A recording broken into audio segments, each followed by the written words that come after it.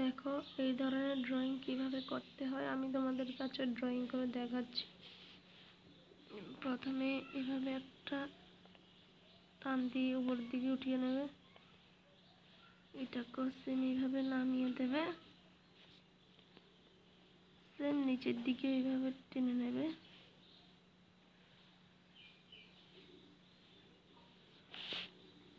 তারপর এইভাবে দেবে,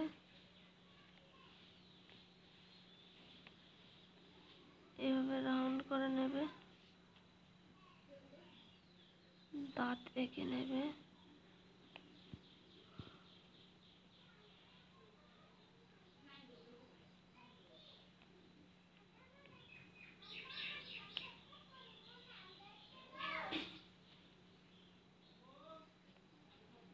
এইভাবে বরফটা এঁকে নেবে,